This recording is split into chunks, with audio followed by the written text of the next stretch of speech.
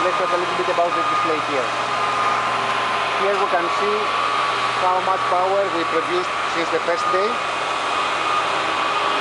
how many kilograms of CO2 we saved by producing from solar and not from gas or oil.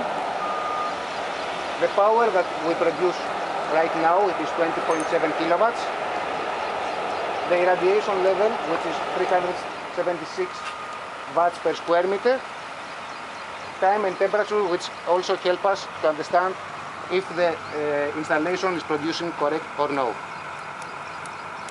The total installation here is 66 kilowatts. That means that right now, with about 400 watts per square meter, we are producing about 33% of our nominal capacity. So the entire energy consumption is taken care by the solar panel.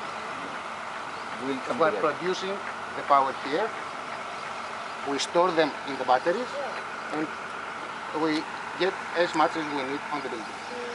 So the capacity of the batteries enable They have even extra. Yeah, when we will go to battery, that time we will tell you.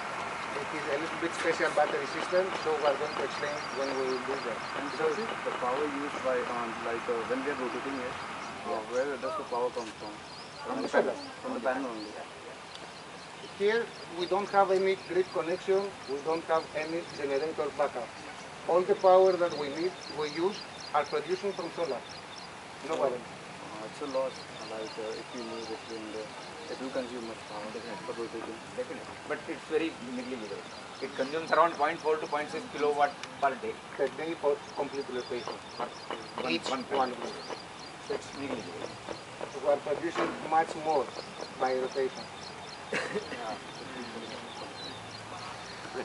So So how this